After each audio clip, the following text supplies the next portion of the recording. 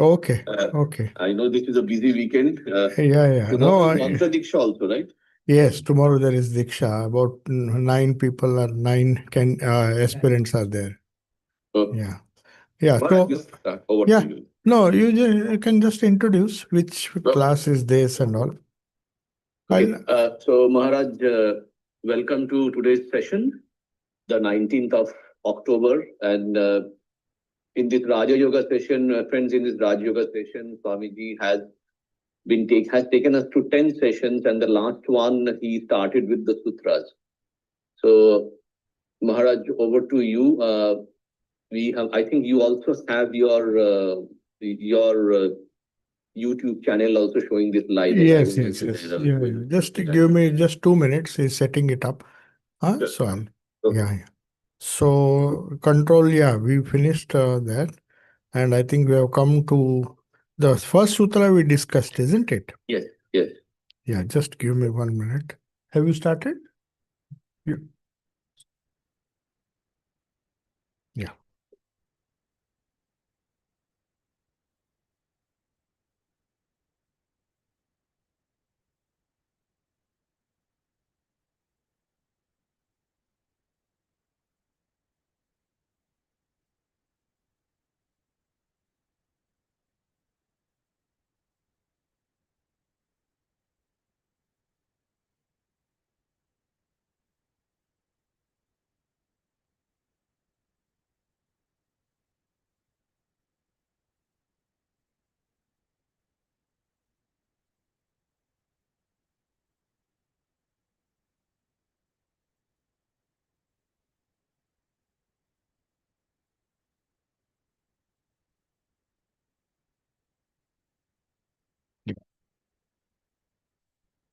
So I'll begin. Om Namah Shri Yatirajaya Vivekananda Suraye Satchit Sukha Swarupaya Swamine Tapaharine. Yeah, so we are meeting. Last month we discussed the first two sutras. In fact, we were discussing the second sutra, which is the main sutra of Patanjali's Yoga Sutras. And Swamiji has given a wonderful explanation because he says a little bit of explanation is necessary because sutras are often very cryptic statements and we can't understand if we just literally translate it. It is difficult to uh, get the true significance. So Swamiji tries to explain certain things which we discussed, but I'll just recapitulate. First, as I said, Atha Yoganuशासनम. So if you see the Brahma Sutras also, there are many sutras. Vedanta philosophy is summarized in Brahma Sutras. Yoga philosophy is summarized in Yoga Sutras. Then there are Sankhya Sutras. So all the different darshanas. First, some text is written on that.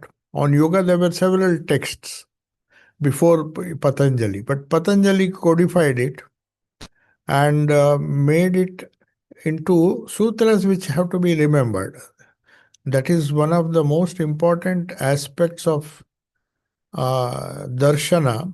We don't call darshana, it cannot be translated as philosophy. Philosophy is something you enjoy maybe along with coffee and just discuss and then forget about it. Whereas darshana means to see. Our concept in Indian philosophy is darshana means that which you see. See means realize. So philosophy is something that has to be realized in our day-to-day life. Every moment of our life, we have to live by that philosophy. Whether it is yoga philosophy, Sankhya philosophy, Vedanta philosophy. So you will find there are these 6 different types of philosophy, and one had the freedom to choose. Of course, there are many more philosophies which are based on these basic 6 philosophical systems. But they were philosophies that had to be lived. That is why it is known as Darshana. Darshana Shastra means Unfortunately, it is translated as philosophical uh, scriptures which describe a particular philosophy, and broadly they have been classified into six. Yoga is one of them, and they are always in pairs. Yoga goes with Sankhya because the framework is the same. Sankhya has a different goal, yoga is a slightly different goal. It's more practical, but it is based on Sankhya philosophy. Similarly, Vedanta, there are two darshanas known as Purva Mimamsa and Uttara Mimamsa. Purva Mimamsa is the ritualistic portion of the Vedas, where the Vedic literature, the first part of the Vedic literature, where different rituals, they have come down to us to this day. If you see, all our Durga Puja are Vedic rituals, whereas Kali Puja, which will be celebrated soon, is based on Tantric rituals. So there is a huge difference. Vedic rituals are based on the Vedic yagnas and all the rituals which form the karma kanda of the Vedas, which is known, that is why it is known as Purva Mimamsa. Purva means the earlier texts. So they show how rituals are to be performed, different fire rituals. And as I have mentioned earlier, Vedas, when Vedas were very popular, they are popular even today, but other philosophies also have come. Other religions also, we learn about other religions. But when Vedas were the sole scriptures guiding India, yesterday there was a discussion in Battersea Park Church. So I mentioned this fact that Swami Vivekananda pointed out that idea of temple and puja, it is a much later concept in India. You may be surprised to know Buddhism, which did not like rituals, Buddha himself, Buddhism likes, definitely Buddhism, later Buddhism, which is not what Buddha really taught. Anyway, that's the true of all religions. We start with something great and then it loses its relevance. So Buddhism was a philosophy where self-realization, or whatever you may say, uh, the path to nirvana was clearly defined. There was no place for any rituals. But it is the Buddhists, out of their enthusiasm, made Buddha the central figure, and they started huge places of congregational worship. They were the ones who introduced congregational worship. So you may ask, how did Swamiji come to know this? Swamiji says a little knowledge of archaeology shows that there was not a single Hindu temple which preceded Buddhist. Most of the Buddhist temples were later either converted into Hindu temples like Tirupati, and other temples were built as a competition. Because if Buddha was placed as a image to be worshipped in these big stupas and other places of worship, Hindus thought, then let us have our own gods. So it's very surprising to know in Vedic religion was never congregational. It was restricted to homes, individual homes, which was based on karma kanda. And everybody had a fire, a sacred fire, which Zoroastrians to this date, Parsis follow. They have a sacred fire always. They call it a fire temple, but they also converted into a organized sort of institution which is known as fire temple. So in Hindus, the idea was the Vedic Hindus. I mean, when Vedas were the only scriptures, the idea was every home has to have a fire, sacred fire, irrespective of whether you are a Brahmin or not. I don't know how the monopoly came that Vedic rituals and other things should be done by Brahmins alone.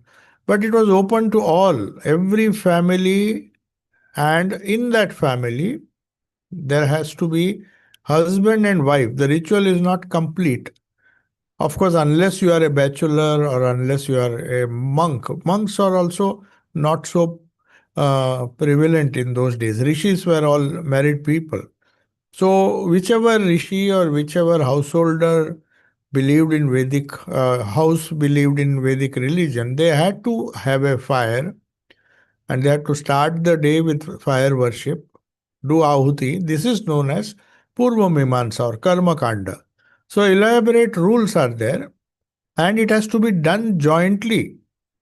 That is why Sanskrit is the only language in the world which has a not only plural but it has a dvivachan, two. It is singular or plural. That is how other languages are. If there are two or many, it is plural. We say we, and or you say I. Whereas in Sanskrit is the only language where we see we two. Now, who are these two? Husband and wife.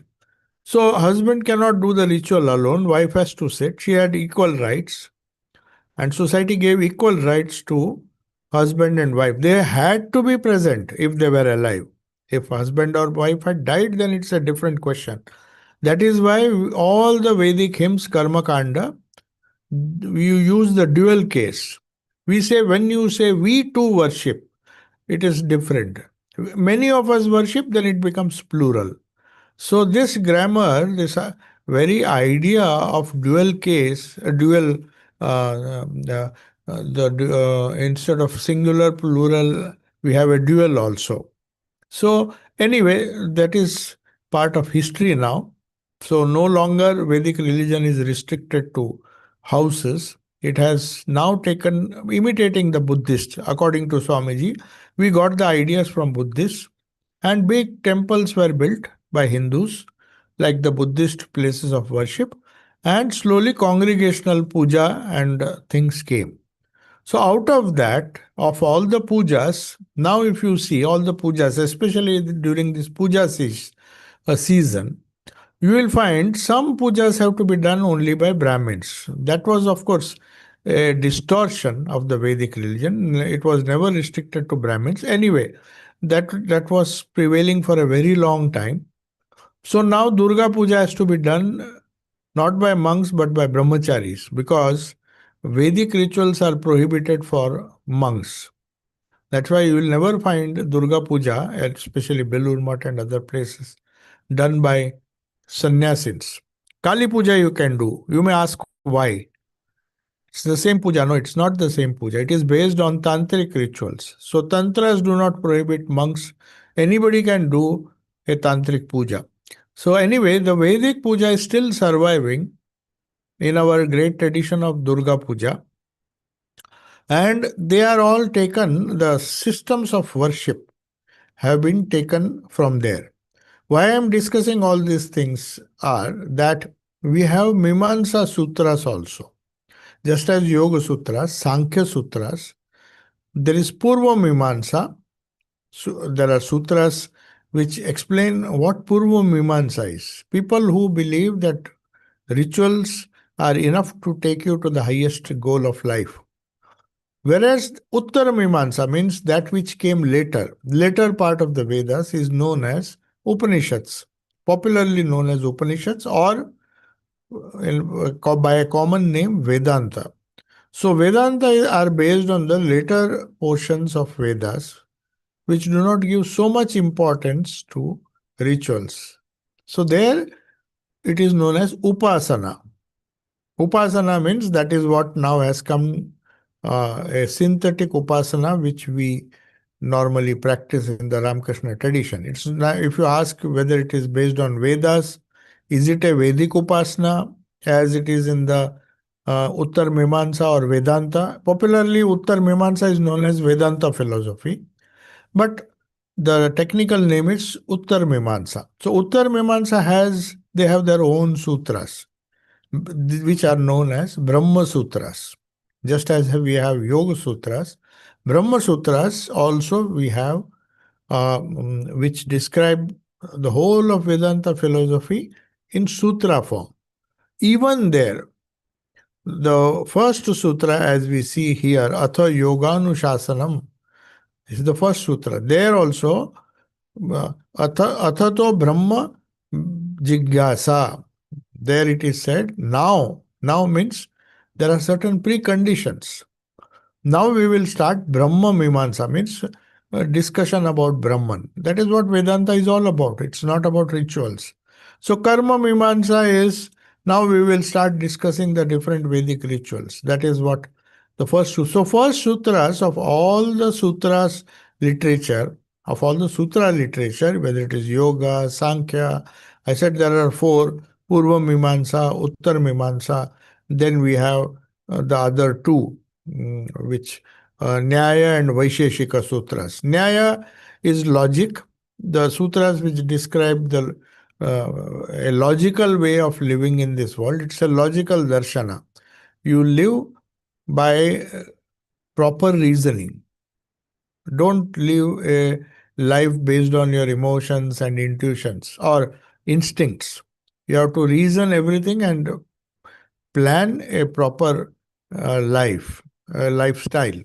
So that is what Nyaya teaches you, Nyaya philosophy. That is also a philosophy for living. And then we have Vaisheshika, which is very close. I should not say materialism, that also has a spiritual goal. But Vaisheshika is about atoms and all the things that we see around us. So there are sutras based on the universe or prakriti that we see around us. So they also begin with, now we shall have an inquiry into the Vaisheshika Sutras. So everywhere, Atha Yoganushasanam. Now, Atha is very important. In fact, Shankaracharya gives a very elaborate comment. All the acharyas who have discussed the Brahma Sutras, why does he say Athato Brahma Jigyasa? Why does he start with this sutra, not the second sutra? Second sutra is more important, as I said last time. That is where the essence of yoga is described in one sutra. Then everything else is a explanation of the second sutra. But why Atha Yoga Anushasanam? So I mentioned this, but it is worth repeating that all people are not qualified to read or understand these sutras. So the atha means now. Now means what? Now after you have qualified. It's like now you can enter the college. That means you have done all your A levels and other exams, schools exams you have passed, and now you can go to the college. It is something like that. So here also, Atha Yoganushasanam presupposes that you have the basic minimum qualifications, which we'll come to that later. Yama, Niyama, there's so many things. They are all steps, no doubt. But even before that, a preliminary check is necessary. Do you have the minimum qualifications to practice yoga? So that can be understood from the second sutra. What is the main qualification? Do you ever have you ever thought, or do you ever think that Chitta Vritti Nirodha is an option in your life? That is the definition of yoga which we discussed. Yoga Chitta Vritti Nirodha. So now if a person says, I don't care for this, I just am happy the way my mind thinks, I don't want to control the mind, it's a foolish attempt, and I have no time for this, then a person doesn't have to even discuss the other sutras. So Atha is to stop him. It says only if you are keen to control your mind for whatever reason, whether it is to attain kaivalya, whether it is to attain moksha, whether it is to get rid of suffering, as Buddhists say, all these exercises you do only if if you have a particular goal in mind. What yoga is fine. What yoga means, chitta vritti nirodha. Now, even a child also will ask, if you tell him do this, he will say, why should I do it? It's a very logical question. Every time somebody tells us to do something, our intellect or our rational faculty asks us, ask the question why. If somebody says jump, will you jump? You'll not jump. You'll ask, why should I jump? What will I get if I jump? What will I get if I study? We take so much of care to choose our careers, to choose our life partners, to do anything in life, even to buy a house or small car, we think so much, even to buy a mobile. So there is a lot of reasoning behind every action of ours. We are so careful. We want, why do we ask this question? Why? That is why here Chitta Vritti Nirodha, if that desire is not there, why do you want to study yoga?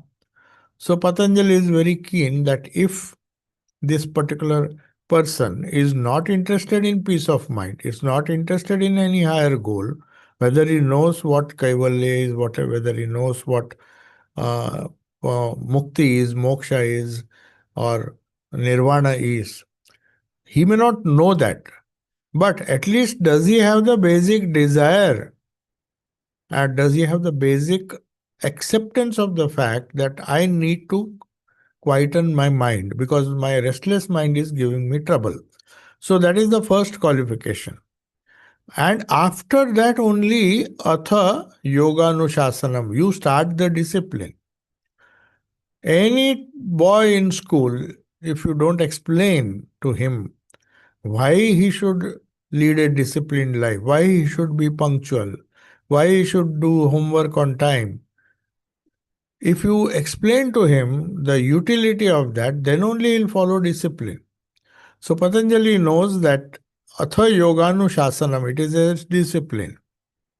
And I am telling you now, Patanjali is telling everybody, if you think that the second sutra which will follow is important for you, if it is not important, you better don't study the Yoga Sutras, because this is like, if you don't want to become a doctor, why should you go to medical college? So the basic idea that one should have some desire, my chitta, my mind, which is restless, the vrittis are coming and disturbing me. I feel some kind of peacelessness in my life. And because of this Yoga Sutras, I have been given to understand that Chitta Vritti Nirodha will help me reach my ultimate goal, but that is later. In the process, also, I'll be benefited. If I'm convinced, then I'll follow. So, Swamiji says, as we discussed last time, what the Chitta is, what the Vrittis is. I think you remember or recollect. I'll just briefly tell. Chitta and the Vrittis are different. Chitta is the mind stuff. What do you mean by mind stuff? It is the inherent tendencies that we have inherited from our all our past lives. So I come with a particular chitta, you come with a particular chitta, and the vrittis will depend on the content of the chittas. If my chitta is full of sad memories, then any sight or any thing that I see will be colored by those past memories. So chitta plays an important part. Chitta vritti, my chitta vritti and your chitta vritti may be totally different. I will react in a different way. My chitta vritti needs less control, less effort. Say, for example, somebody else may find it more easy to control the chitta vrittis. Now, what are these vrittis? Chitta means the mind stuff. Mind stuff means all our unconscious memories, thoughts, everything that is giving rise to thought is chitta. And what are these vrittis? So Swamiji gives an example that our eyes, ears, all the sense organs, they are just instruments. But the organ of vision is in the brain. Similarly, the chitta that we see, mind stuff, those are the things that give rise to vrittis. So if my chitta is full of sad, bad, unconscious memories, no matter where I go, however quiet that place may be, the vrittis will be disturbed. Somebody without any, say, intention, bad intention, says something funny. Somebody will just laugh it off. Oh, the vritti is because your chitta is pure or chitta is doesn't have these complications. So you will react in a very peaceful way. You will just take it, maybe you will just not take it so seriously and react. Whereas if your chitta vritti is full of reactive vrittis, full of sad memories, then without any provocation, you will react in a way, and that vritti is yours, unique, it is unique.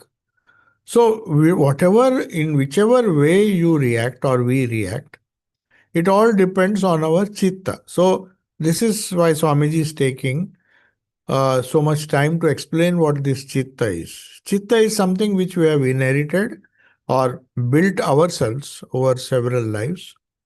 And to change that, I mean, not to change that, but first to know how the vrittis are produced, we have to go and dive deep into our unconscious. So, for that, Swamiji gives some techniques. He says, when you see a object, when you hear a sound, you think the ear is hearing. So he makes it very clear that the eyes do not see. It looks a bit difficult to understand, but it's very easy. Eyes, he says, do not see, ears do not hear. Then what is that which hears? So it is the brain center, the center in the brain to which our uh, thoughts, to which our inputs are conveyed. I see something, and the retina sees something, and still you may not react if your mind is somewhere else. So that presupposes that it's not just enough if the brain center is there. Somebody has to react to those brain centers. Otherwise, we see so many things absent mindedly. I see the signal is conveyed to the brain, but the brains are not reacting. Why? Not because there is some defect in the brain, because our mind, which is another entity, manas, is not attached to it. So it requires three things. First, there should be an object outside. Then the eyes will project it on the retina, and that signal will go to the brain. So Swamiji is explaining the physiology of how our thoughts arise, because we have to know what vritti is. Vrittis just don't come by themselves. It depends on the chitta.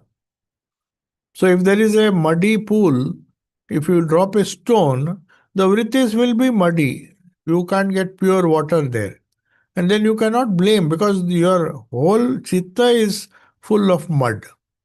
So how can you react in a positive way? You may go on telling your child, you should not be angry. But poor child says, you tell me not to get angry, but tell me how not to get angry. He's saying this because he is already full of memories or samskaras of anger. So he cannot react in any other way. He has to be, so we have to deal with the chitta if we want to change the vritti. That is why Sri Krishna says in the Gita, it is so difficult to control the mind. Because they are not just vrittis. You see a thing, my mind reacts differently, your mind reacts differently, depending on our chittas, which we have to clean or which we have to improve. So the chitta, the mind stuff has to change. Then our reactions will change. So to make this very clear, Swamiji says some explanation is necessary. Don't think this one sutra by controlling vrittis, yoga, you become a yogi. That is the definition. Yoga, chitta vritti, nirodha. But he says, first of all, we don't know what our chitta is, what the contents are. Then how can we control the vrittis? That's why it's so difficult to control the vrittis. Some can control it easily, and you should attribute it to a clear or a wonderful chitta which he has inherited. So you are born with that. So any yoga training or any chitta vritti nirodha that you do, which is the main definition of yoga. Yoga is only this. All other steps, asana, pranayama, yama, niyama, pratyahara, they are just supporting steps which lead you to this yoga. So just to dispel all doubts, the definition of yoga, after saying Atha Yoga Anushasanam, he says Yoga Chitta Vritti Nirodha. If you can do it, by any means, by mantra, by japa, by karma yoga, by any type of effort. If you somehow control the contents of your chitta, and because of that you control the vrittis, then you are practicing yoga. Otherwise, you are not a yogi. So, this is a very, very clear definition. If anybody asks you for or asks us what is yoga, according to Patanjali, it means only one who can control his mind. Or not only the mind, but the vrittis of the mind. You see, you may in a loose way define vrittis as the mind. Because mind, the English word mind, means chitta, means ahankara, ego, means buddhi, the wisdom. They're all part of the English definition of mind. Whereas in India only, in Indian philosophy, we make this broad distinction. Mano buddhi ahankara chittani naham. So Shankaracharya, when he says, I am not manaha, I am not buddhi, I am not chitta, I am not ahankara. That means these four aspects of what we normally call as mind is what Patanjali will explain. What is buddhi? What is mana? Mana is the reaction, the reactive mind which helps the eyes to see, really see. Eyes are seeing. The uh, reflection of the objects are always there on the, it goes to the brain center even. But if the manas is not there, then who will make sense of what you are seeing? Now, after seeing, the manas, role of manas is to just present in a very neutral way. It's like showing a movie. So the person who is showing the movie, he has no intention. He just wants to show the movie.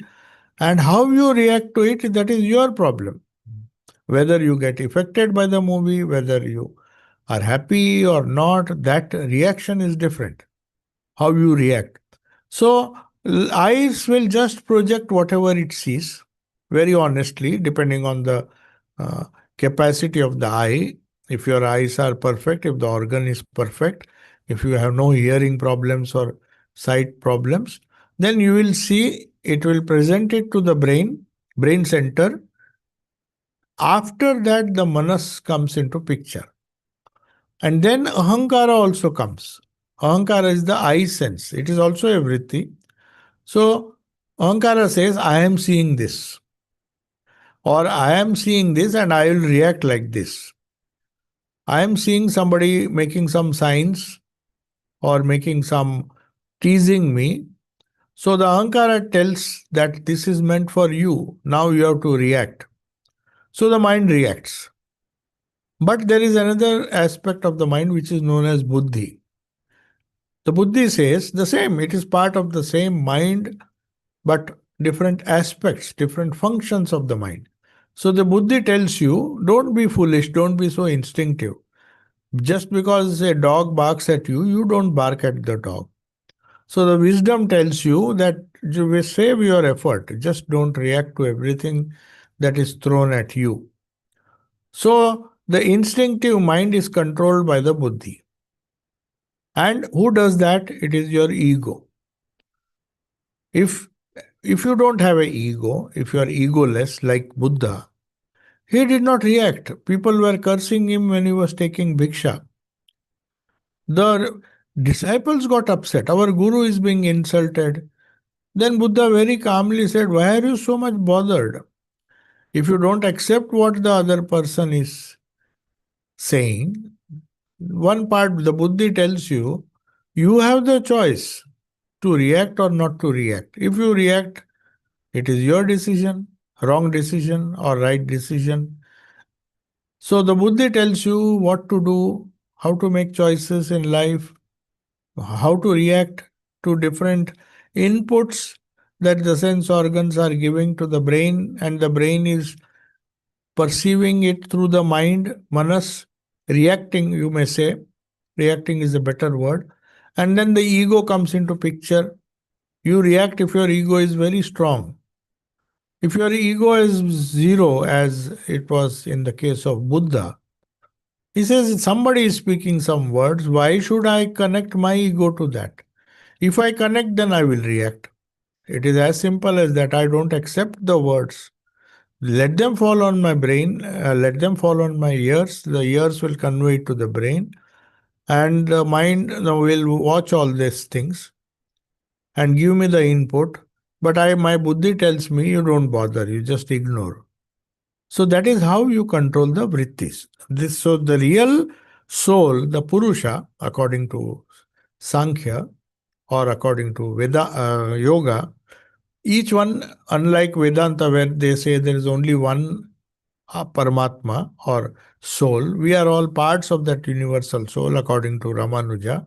So we have souls, but they are not independent. Whereas here, each one has one Purusha. So Purusha means the soul, the observer, or the Sakshi, the pure consciousness. So organs with the mind and the buddhi, they all present it to the soul, and soul is the observer. He observes the whole thing, that how the objects, how vrittis are created, how I react to the vrittis. So that is the whole of yoga. So the whole thing that is mana, buddhi, chitta, and ahankara, four aspects of the mind, are together known as antahkarana. Antahkarana means, the definition of antahkarana, Sanskrit word. Karana means cause. Antahkarana means internal cause. So whatever we do, whatever we think, whatever be our reaction, it is all the play of antakarana. It is the inner cause of all our misery. It is the inner cause of all our happiness. So we are what our vrittis are. So now what is thought? We discussed this, but let me recapitulate. What is thought? Because you have to understand this. Chitta Vritti Nirodha, just by saying that, it is a sutra which needs explanation. So, what happens is, what is this thought? What we commonly call as thought is a vritti in the mind. And this vritti, if you analyze it scientifically, it is a force. It is a force just as gravitation. Just as the wave motion comes, the wind comes, it generates energy, the flow of water generates hydropower. So also these vrittis, they are forces. So this is how Swamiji is reconciling science and our thoughts. Thoughts are not just, they are things. Swamiji says thoughts are things. As much as magnetic force, a magnet, or anything that we see, the play of matter and force. In fact, if you go deeper, matter and force, you cannot make distinction at a more fundamental quantum level, whether something is matter. So that is why once when somebody, a great sort of atheist was asked, because he said, I don't believe in spirit or religion or consciousness or whatever it is. So they blamed him and said, oh, so you are a materialist. That is the common word we use. Nastic, or a person who is too much attached to the worldly things, objects, and all those things. We call him a materialist. So then immediately that scientist, who was of course a wise person, he said, don't call me a materialist. Because strictly speaking, in my field, I don't know what matter is. Because when I go deep into the study of matter, I find that matter suddenly converts itself into energy. It's a vast world, micro world, or you may say quantum world, where one does not know whether it is a particle or a wave, whether it is energy or matter. So because I have come to that, because I have perceived that, you can't call me a materialistic. I will be called, if you call me a materialist, then I should know what matter is. But from my point of view, you see, even a scientist comes to the same conclusion. He says, as a scientist, I have to be true. I have to be very logical. When you say I'm a materialist, then you assume that I know what matter is. He says, but I don't know what matter is. The more deeply I study, I refuse to call something matter because I see it as matter, and the quantum world says that it can be converted. It's a observer based reality. The reality changes. Matter becomes force, force becomes matter, and that is a very, very uh, different world altogether. So don't call me a materialist because if I go deep, I don't know whether I'm a materialist or not. So don't classify me as a materialist. It's very true.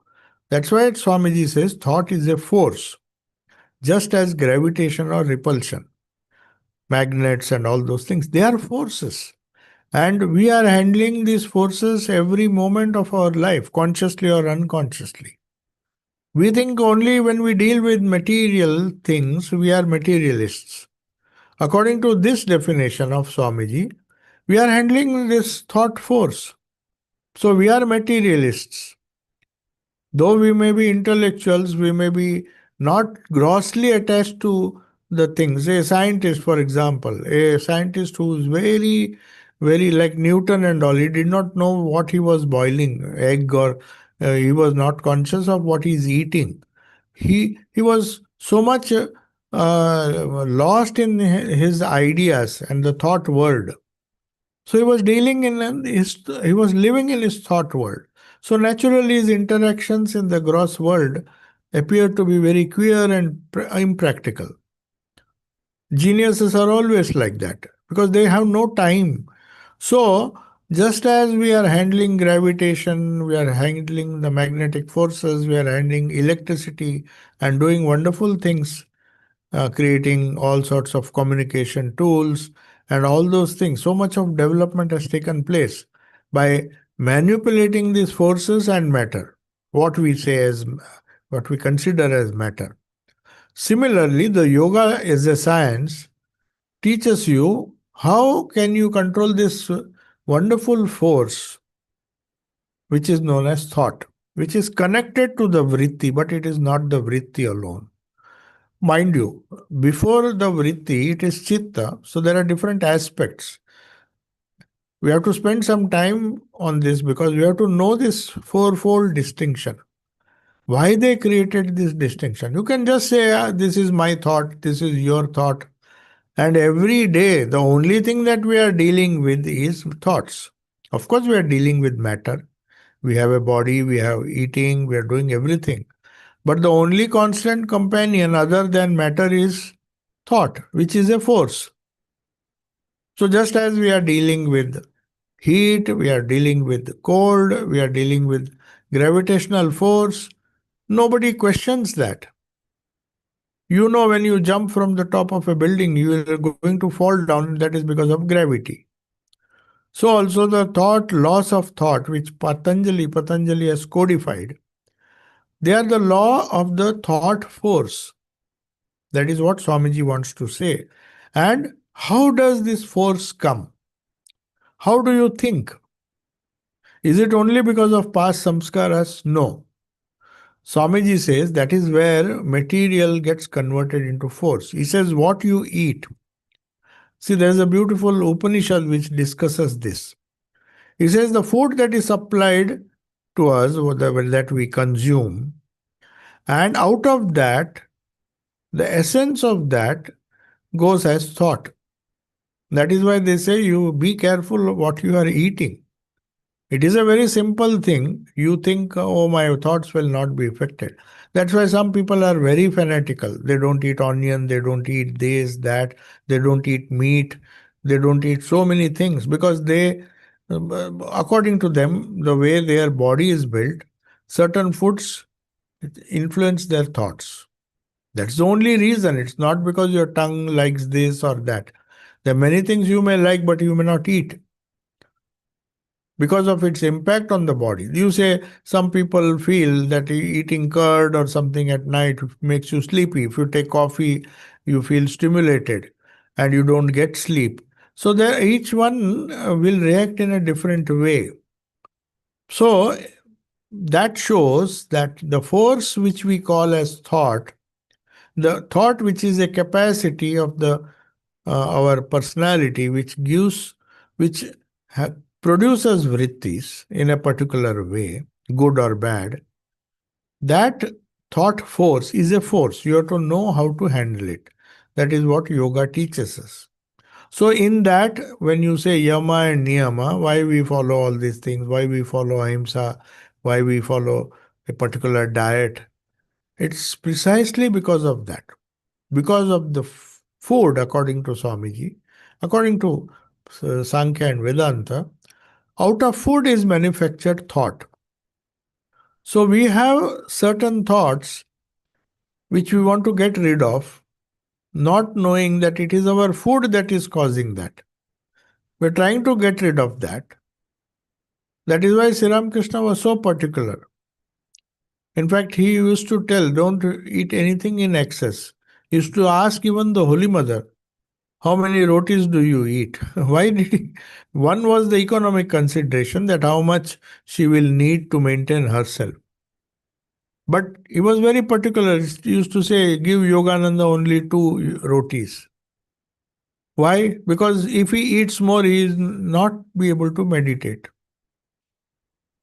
So you see, food has a huge impact on our mind. Of course, there are other factors. We should not be just obsessed with eating this, eating that. That is another disease. That the whole life is spent on what I should eat, what I should not eat, so many likes and dislikes. That is another distraction. I'm not saying that. But here Swamiji is pointing out that it is the food that gives rise to our thoughts, good or bad, depending on the chitta, which is the mind stuff. So you can only do, food is secondary in the sense food will only enhance what chittas you have already. That is why when Naren was given all sorts of prohibited food, Sri Ramakrishna clearly said, don't put any restrictions on Naren because his mind is so strong, no amount of food will impact it. But Rakhal and others, he was careful what he should eat, what he should not eat. So the food becomes important because in some cases, when the mind or the chitta is weak, the food can have an impact. Whereas people like Naren or Vivekananda, they are not impacted so much. He said he can eat anything he likes. That concession was given because he had a strong mind. The food will not impact him. So, Swamiji says, thought or vritti is manufactured out of food. Now, food doesn't, now we come to another argument. According to Ramanuja, food means food that we eat. But according to other philosophies, who also follow the same yoga, they say food means whatever inputs we give. So you may eat you may eat always the pure vegetarian food, not touched by others. So much of people can make a religion out of it. Who cooks, whose hand has touched this food, and some people even cook on themselves. They don't want anybody else to cook. But apart from food, one has to be careful. But what about the other things? The food that we get from our ears, from our eyes. So there should be some kind of control. So yoga chitta vritti nirodha, Swamiji says, out of this mind stuff, which is known as antakarana, which is made of chitta, manas, buddhi, and ahankar, ego. So all these 4 factors give rise to vrittis. And what are these vrittis? They are thought is like any other force, as electricity or magnetism. So thoughts are forces. They are forces produced out of the material of the chitta. Chitta is also a subtle material. Your samskaras are material things. The samskaras that you have, they are condensed past experiences. The past experiences of several lives in a condensed form, they have solidified, just as the scientist said, I don't know what is matter, because one time at one stage I see it as force, then it gets converted into subatomic particles and it appears like material.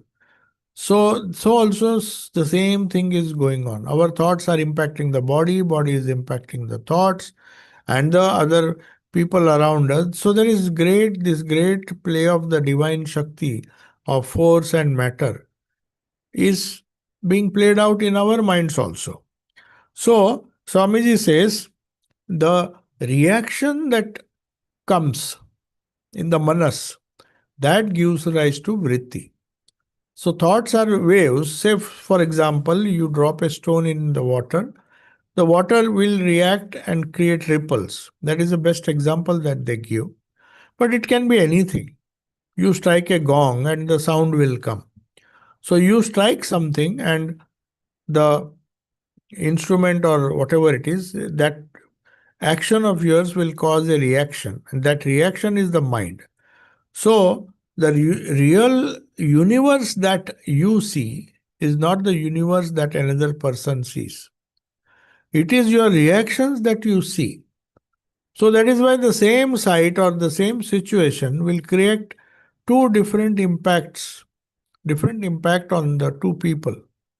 One will take it seriously, other will just take it lightly, depending on his chitta. So, Swami Vivekananda is quoting John Stuart Mill, because he was very much influenced by these philosophers. Some of them, some of the philosophers, they came very close or they agreed on all these wonderful philosophies. So John Stuart Mill and the English people, the English philosophers, had the knack of putting ideas into concrete phrases and words. So some definition. Every time English speaking person or any other language also, Sanskrit also, uh, when you put forward an idea, it has to be worded. It has to be articulated. That is a better word. So we should know, we may have good thoughts, but do we know how to articulate it so that we make sense to the person? He is just able to hear. He is not able to read our minds. So if I expect, of course, people like Ramakrishna, Sri Ramakrishna could read others' minds. That is a different level altogether. But for normal people, the spoken word is very important. Even for Sri Ramakrishna, his gospel, his words, they create the impact because there is a mind behind it. The problem is that we do not have the knack of articulating exactly what we think. That is why we are misunderstood. And this is part of life. This is just like we are handling energy and matter all the time, but sometimes we handle it efficiently when we call it is a very successful machine because it is handling energy and matter very nicely with less waste. So also our minds. Each mind is like an engine. It takes a lot of inputs and gives an output. So if the engine is efficient, then obviously the mind is efficient. Mind is efficient, then the output and it will work properly. So matter, according to John Stuart Mill, matter is the permanent possibility of sensations. So you see how nicely he has defined it. What is matter? He is, imagine, much before the quantum age, where they say matter and mind or uh, matter and force and matter are convertible. The wave dual nature of existence, that is matter and force. So they are interconvertible. This was known much later. Einstein and others tried to formulate it. But before that, yoga philosophy knew that. So Swami Vivekananda is quoting him. It's a permanent possibility of sensations.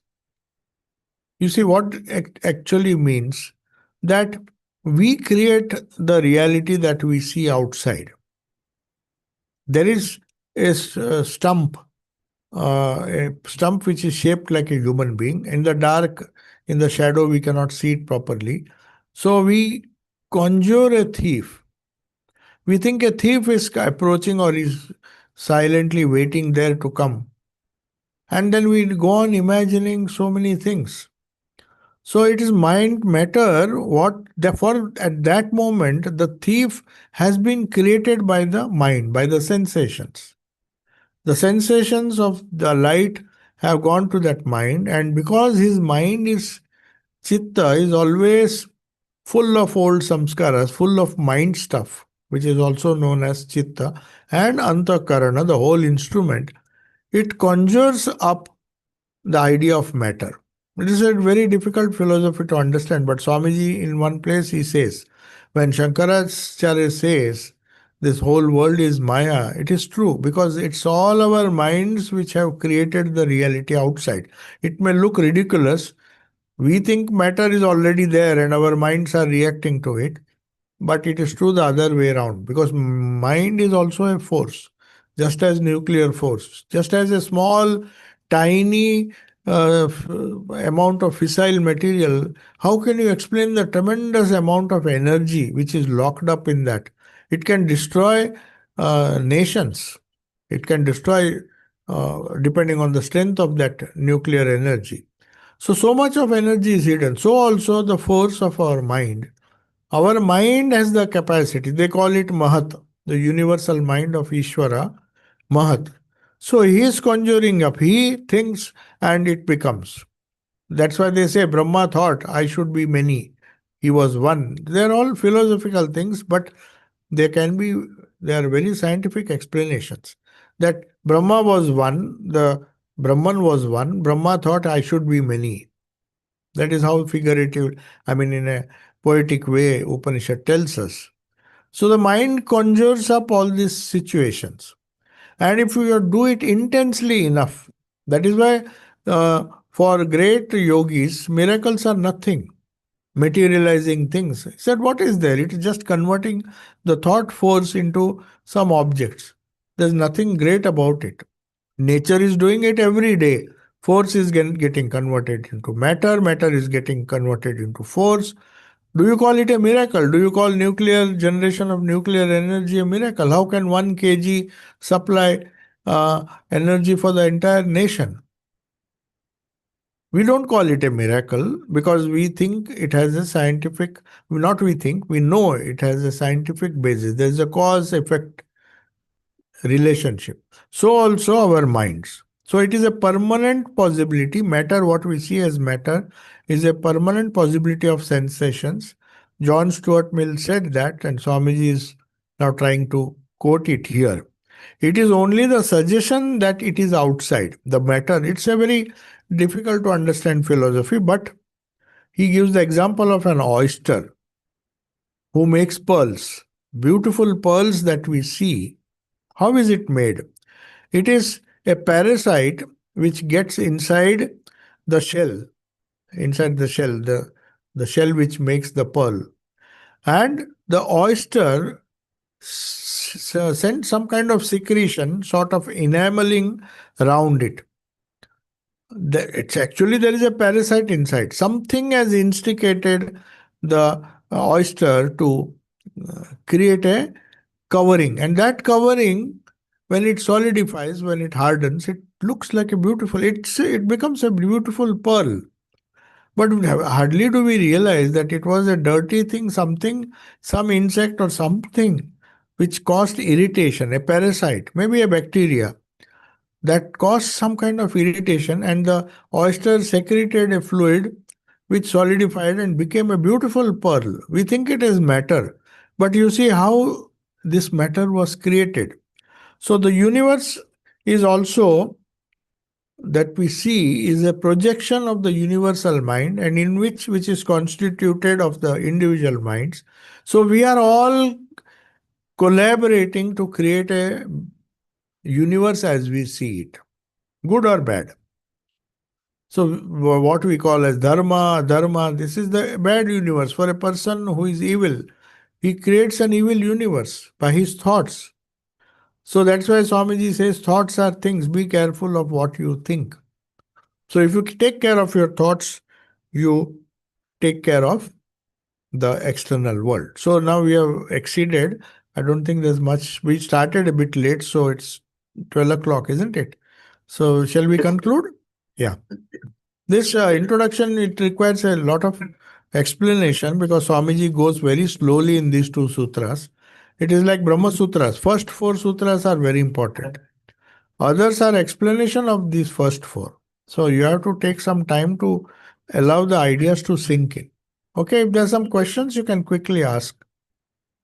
Swamiji, one question is that these things that you said, that the eyes or the indriya to the manasa to buddhi to purusha to ahamkara. So where does the real intelligence or application of intelligence come? Not in manasa, it's in buddhi. No, manas is just like sense organs, indriyas. Manas is a refined organ. It presents that before, it takes it to the brain centers, which is physical, but it is presented before the buddhi.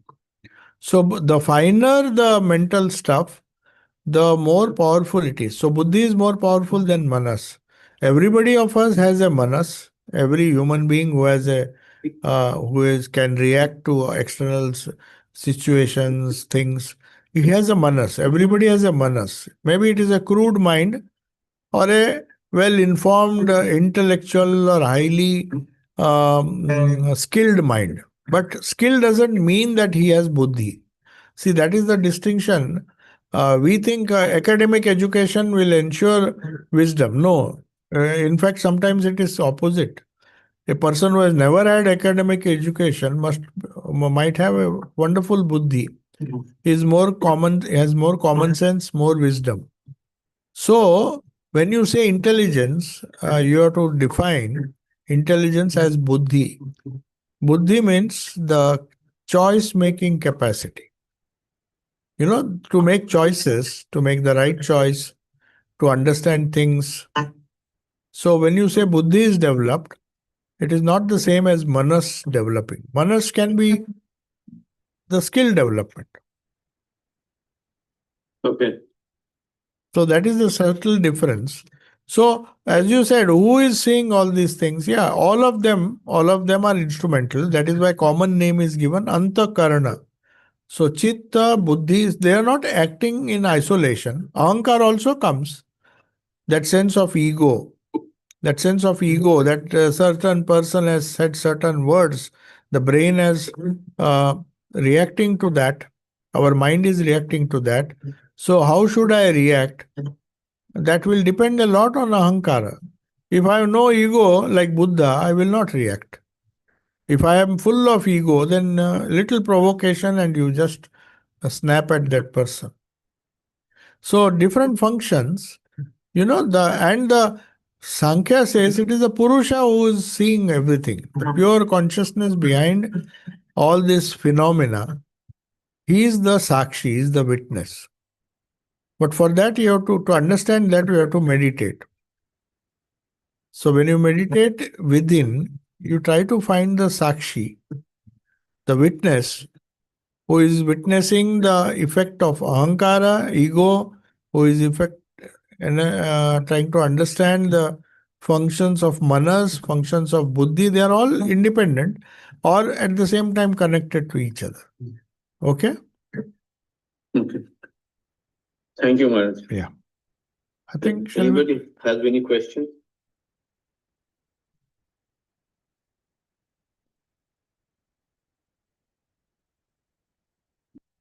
There doesn't seem to be a lot of questions on this side. Yeah. Sorry, Amit, you want to say something? Amit, you want to ask? Yeah.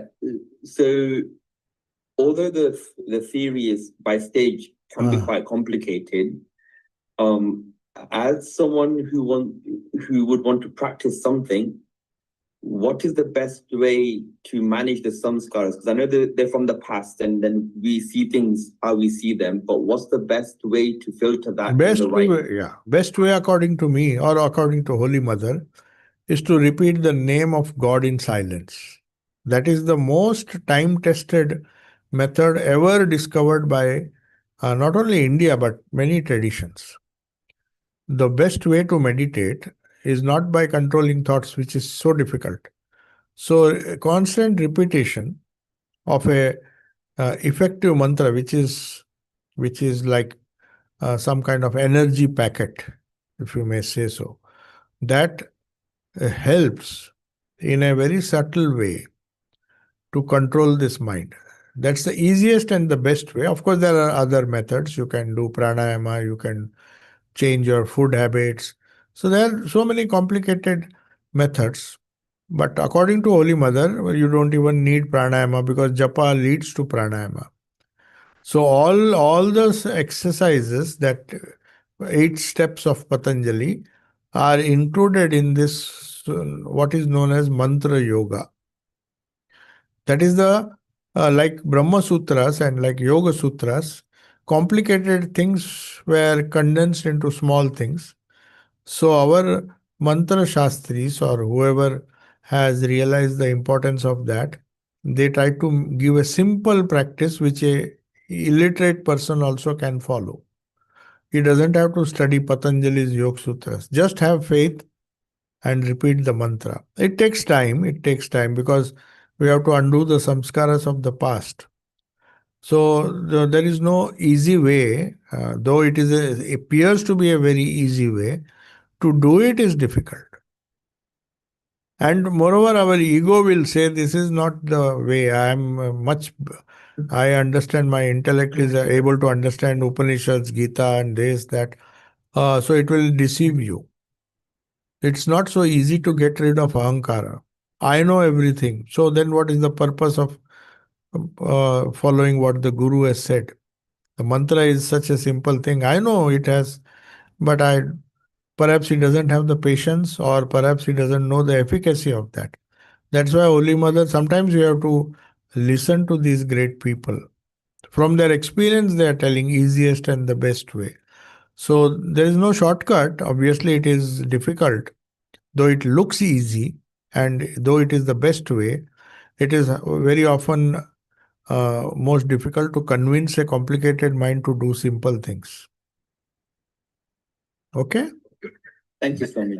It is really simple. It is really simple if we believe the Holy Mother. But we don't want simple things. Can we say that again? We are too intelligent, We sometimes think we are too intelligent for these simple things. This is for village women and illiterate people. They will let them sit with the beads and do japa. But they are the most intelligent. Gopalar Ma, if you see, 30 years she did nothing. So Nivedita was shocked to see the beads were totally worn off.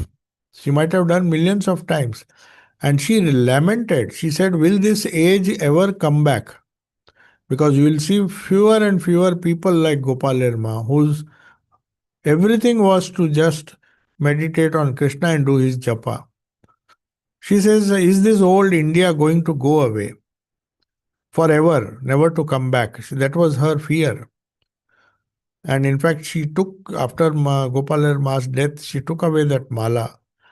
She said, this is the mala which has done so much of japa, which is so rare in these days. So methods are easy, but to convince a complicated mind to follow an easy method is the difficult. Okay? Okay. Thank you, Om Swamiji. Shanti Shanti Shanti Harihi Om Tat Sat Sri Ramakrishna